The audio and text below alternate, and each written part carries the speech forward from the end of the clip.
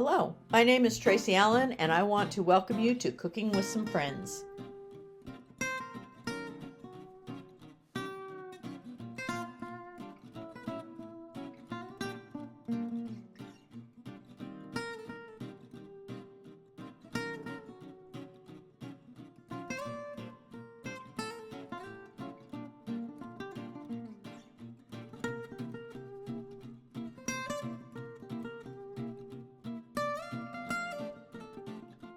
Hello and welcome to Cooking with Some Friends. Tonight for supper we're going to do something pretty easy. We're going to do some smash burgers and some homemade fries. And so we've got a combination smash burgers from Kentucky, which if you didn't know it, that was where the first smash burgers were created. And it was by Bill Culvertson. And it was kind of by accident. They wanted to take the hamburger and make it as flat as they could so it could sear it. And they used a number 10 can of vegetables to do that, but they wanted it to sear to get as much flavor out of it as they could. So we're going to do some smash burgers, and then the homemade fries from Idaho. Anytime you have a potato, the Idaho russets work best. So my oil is heating for my fries, but right now I'm going to concentrate on the smash burgers. Okay, so I'm heating my cast iron, and you can do this out on a griddle. The Blackstone is a great place to do this.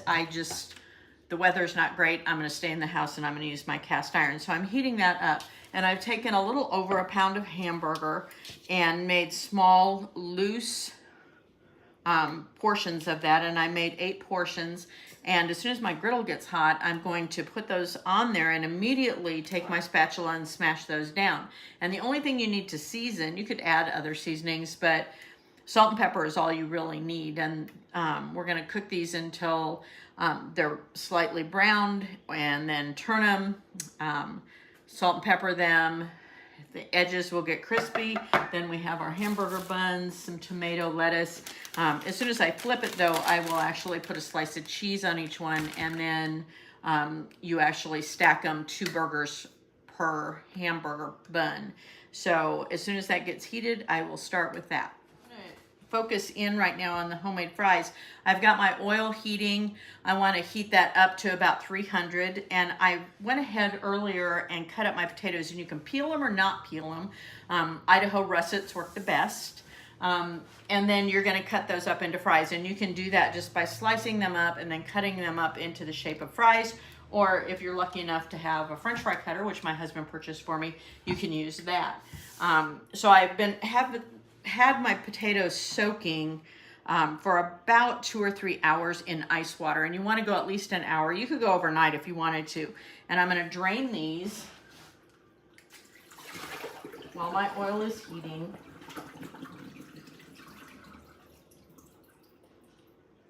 And then I want to dry them on toweling before I add them to the oil, because you all know what happens when water comes in contact with hot oil. So I'm going to pat these dry. And then as soon as my oil comes up to 300, I'll be ready to go ahead and start frying these in batches. I'll fry them until they're just about done, and then I'll remove those to toweling and let them drain until I get all of them done, and then I'll turn the heat up and actually refry again.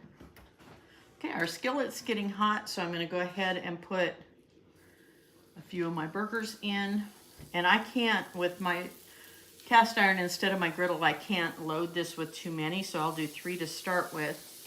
And you can hear the sizzle, and you want to immediately smash those down.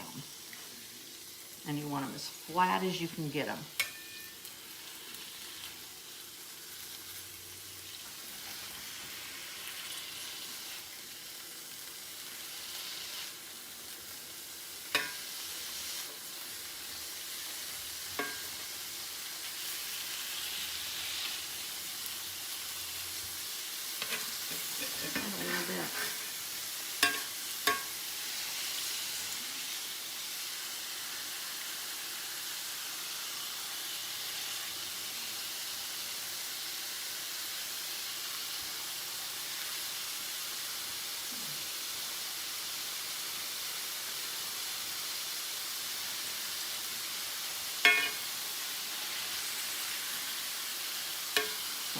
those fry until they brown up nicely, and then I'll flip them over and add salt and pepper. Okay, I've flipped the first of my smash burgers, so now I want to add salt and pepper.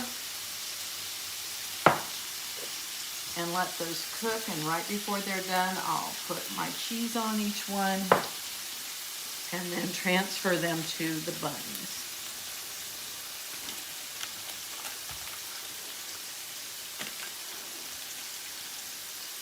And you could add other varieties of cheese if you want to. American is the most common. Our oil has heated to 300, so I'm ready to start frying up our French fries in batches. So I'm going to carefully put some of my potatoes in to cook.